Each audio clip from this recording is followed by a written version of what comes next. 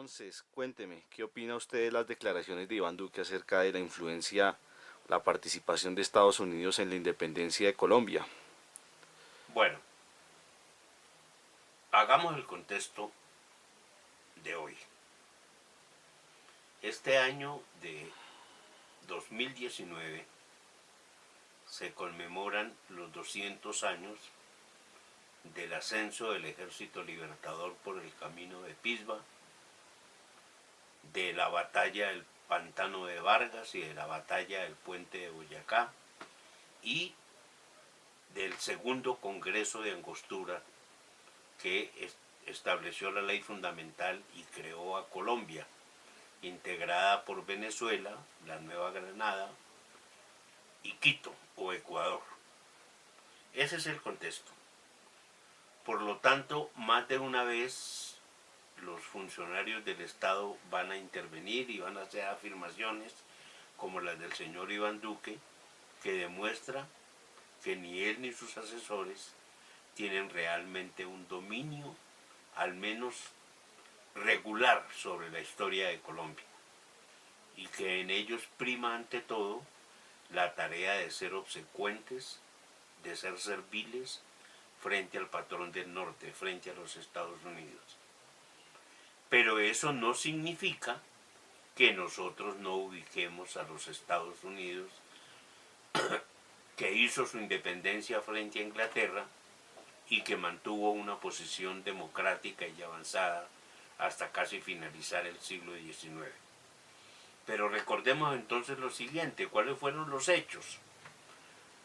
Es muy posible que don Francisco Miranda, o no, no es posible, así fue el hecho, don Francisco Miranda, nuestro precursor de la independencia, que luego de que se ve obligado a abandonar el ejército español con el que apoyaba la guerra de independencia norteamericana, es muy posible que él haya conversado con los llamados padres fundadores de los Estados Unidos, con Franklin, Jefferson, Washington, bueno, etcétera, etcétera, Thomas Paine, que a pesar de ser inglés, fue el que fundamentó toda la teoría de los derechos del hombre, y que les haya sugerido y les haya planteado la independencia. Y no es extraño, y encuentra uno nociones en sus memorias y en su diario, que ellos hayan manifestado su interés. Ese interés no era extraño, porque al fin y al cabo la independencia de los Estados Unidos y lo que sería la independencia de América del Sur era un solo movimiento de carácter histórico universal contra los viejos regímenes feudales y las monarquías absolutas que se encontraban ya en su momento de declive. No es nada extraño, pero de ahí a que hayan dado apoyo hay una gran diferencia. Es posible que hayan tolerado que desde el puerto de Nueva York salieran las, digámoslo así, las 3 naves que don Francisco de Miranda armó para tomarse Carúpano y Coro en 1806 y que se hayan hecho, por decirlo en lenguaje popular, los de la vista gorda. Pero participación directa no, porque Estados Unidos en ese momento era aliada de España y aliada de Inglaterra, que en medio de la guerra que se inició en el año 76 respaldaban sus aspiraciones a la independencia. Y por lo tanto no podían como Estado, pues, armarle trifulca a quien nos estaba apoyando en su propia independencia. Por eso los Estados Unidos se declaró neutral. Y durante los años clave de 1810 a 1812, Estados Unidos tuvo que enfrentar otra guerra con Inglaterra, y de 1812 a 1815 nuevamente la pelea con Inglaterra por el territorio del Canadá. Por lo tanto, necesitaba contar con España. Además, adelantaba negociaciones con España y Francia para que le vendieran la Luisiana y con España para que le vendieran la Florida. Su política, por lo tanto, exterior fue neutral.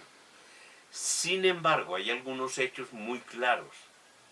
en 1819, o sea, en diciembre de este año va a ser 200 años, asistió un delegado al Congreso de Angostura, que se realizó en la ciudad de Angostura, en Venezuela, que hoy se llama Ciudad Bolívar. Estados Unidos fue la primera potencia o la primera nación que reconoció la independencia de Colombia.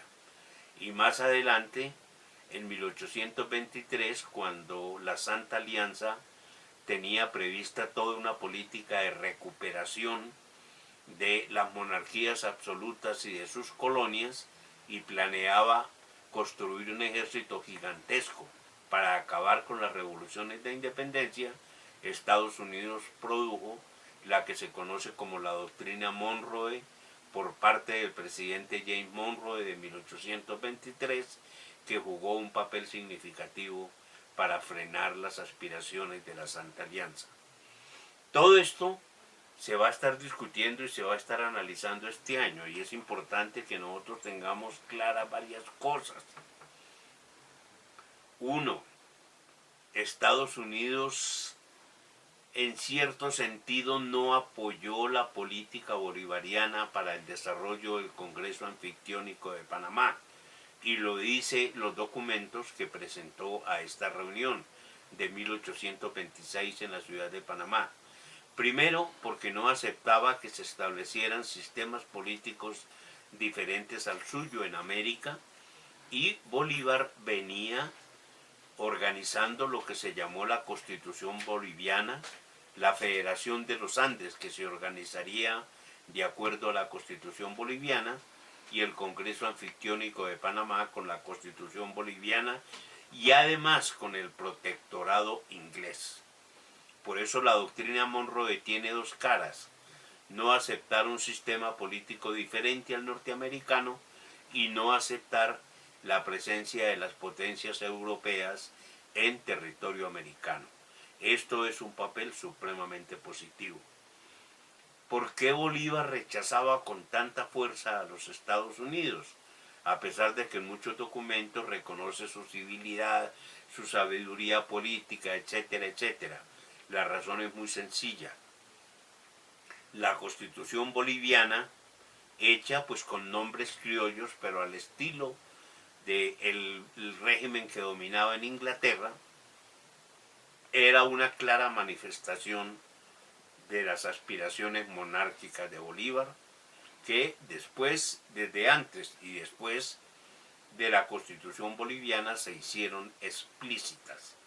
Bolívar aspiraba a establecer un protectorado inglés y establecer una monarquía en América Latina. Esa es la razón fundamental por la que él no simpatizaba con los Estados Unidos. Pero en ese momento los Estados Unidos no eran una potencia imperialista. En ese momento era un país como todos los países del mundo, como fue la unificación española, la unificación francesa, la unificación inglesa, un país que estaba definiendo sus fronteras y que estaba incorporando a su territorio amplio espacio, como lo va a hacer durante gran parte del siglo XIX.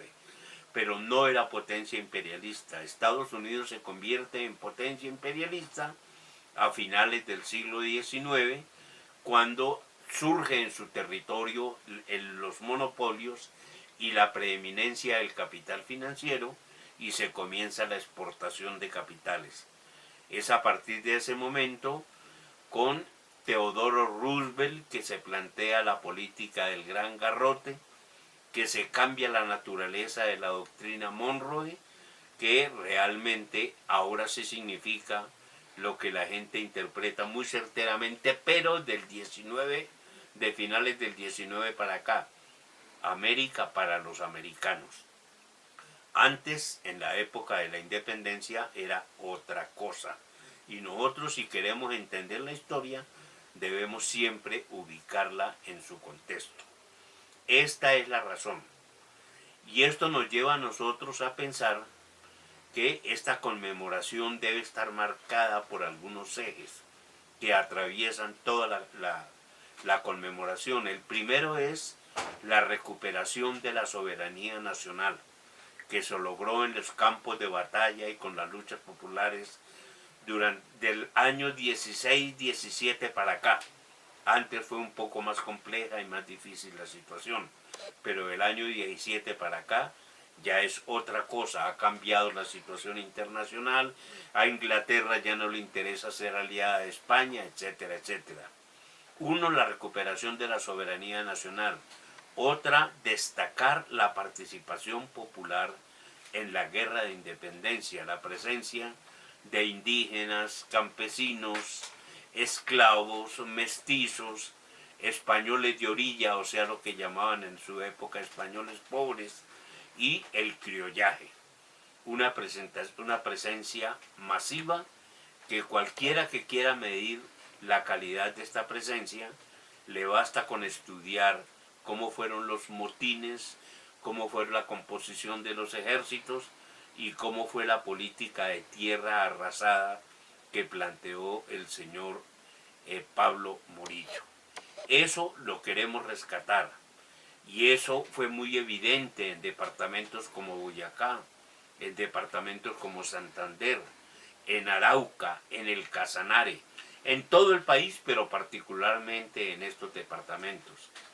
Los llaneros que en un comienzo reemplazaron a Monteverde, a Tomás Boves y a Morales, esos llaneros del 14-15 para acá, incluyendo su máximo jefe, el señor José Antonio Páez, se unieron a las tropas libertadoras.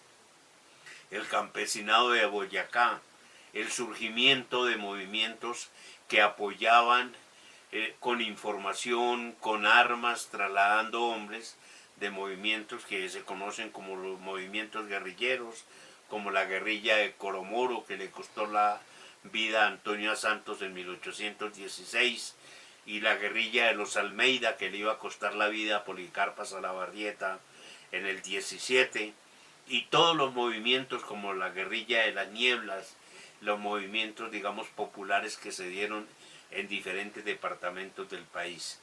Si nosotros no recuperamos esto, no logramos entender para qué nos puede servir conmemorar los 200 años de la batalla de Boyacá.